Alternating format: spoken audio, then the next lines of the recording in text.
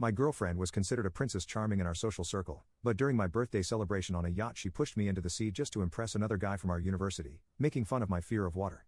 Little did she know, I suffered from aquaphobia. As a result, I ended up in the ICU while she managed to win over the heart of the campus belle. When I finally woke up, she was by my side apologizing, but I had no clue who she was. "Excuse me, do I know you?" I asked, completely baffled. The doctor explained that I had lost part of my memory. However, she kept insisting she was my girlfriend. I couldn't help but argue back. "No way. My girlfriend is Rachel Landon." Everyone knew Rachel Landon was her sworn enemy. My girlfriend was Jessica Reed, a princess charming in River City social circle. She had always been wild and extravagant, spending money recklessly and surrounded by men. I spent 3 years with her, during which she treated me well and even proposed. But recently, she became interested in someone new. He was a young, handsome college student with fair skin and an elegant demeanor. She couldn't resist his innocence and kindness. To amuse him, she didn't hesitate to push me into the sea on my birthday. Today, the sky stretched endlessly, a flawless expanse of blue without a hint of cloud in sight. However, the calm water unexpectedly turned into large splashes. I struggled in the water, feeling despair wash over me as I watched the people on the yacht. A guy named James Fox stood on the edge of the yacht in a white shirt, his eyes innocent and bright. Seeing my distress, James delicately covered his mouth and smiled. His smile was captivating. Jessica also joined in the laughter. She was smiling brightly, and even her worried expression eased up a bit.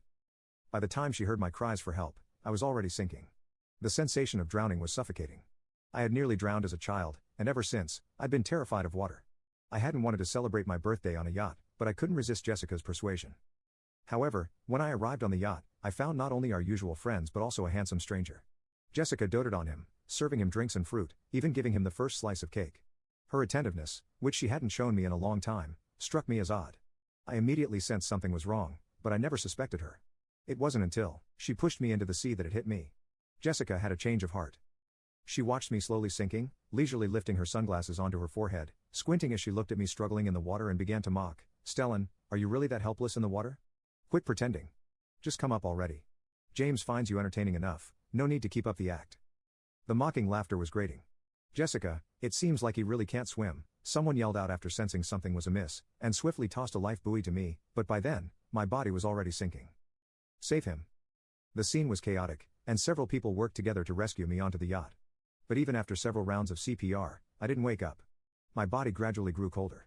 Jessica started to panic, hurriedly taking me to the hospital and rushing me into the emergency room. There, doctors worked tirelessly for over 2 hours before managing to revive me. Jessica breathed a sigh of relief upon hearing the doctor say I was out of immediate danger. If things had taken a turn for the worse, she would have been labeled a murderer. While she enjoyed having fun, she certainly didn't want to wind up behind bars.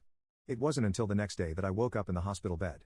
As I looked at the ceiling and caught the lingering scent of disinfectant, confusion welled up in my eyes. Just as I moved, a throbbing pain shot through my head. I lifted my hand to my forehead, grunting softly. Jessica, who had just returned, spotted me awake and hurried over, gripping my hand eagerly. "Stellan, you woke up at last. When you were unconscious the whole night, I feared you might never open your eyes again." I jerked my hand back suddenly, staring at her with suspicion while furrowing my brows. "Who are you?" "Stellan, are you joking? I'm your girlfriend, Jessica Reed." Jessica grabbed my hand again and laughed. However, as she looked into my fearful eyes, mistaking my distress for pretense, her tone gradually grew impatient. "It was wrong of me to push you into the sea, but there's no need for this. You're fine now, aren't you? Girlfriend? What nonsense are you talking about? My girlfriend is Rachel Landon." I abruptly pulled away from her grasp, clutching a pillow in front of me, glaring at her with sharp, wary eyes. I had no idea who she was. "What? Who did you say is your girlfriend?" Jessica's eyes bulged with anger, and she slammed her fist on the bedside table. Rachel was her archenemy. Ever since childhood, she had consistently been defeated by Rachel, nurturing a profound hatred for her that she couldn't even articulate. As I looked around the empty hospital room, then at Jessica, who was approaching with growing fury, I shouted anxiously, "Don't touch me. I don't know you." My outcry summoned the doctor. Seeing how resistant I was to Jessica, the nurse escorted her out of the room to wait at the door. The doctor conducted a series of examinations on me, asking many questions. Afterward, he advised me to rest. Jessica stood by the door for a while, calming down. As soon as the doctor left, she rushed forward and interrogated. "Doctor, what's wrong with my boyfriend? Why doesn't he recognize me? And how could he claim another woman as his girlfriend? She might have experienced some trauma causing memory loss. He might recover after some time, but don't stress him during this period," the doctor instructed. Jessica was in disbelief.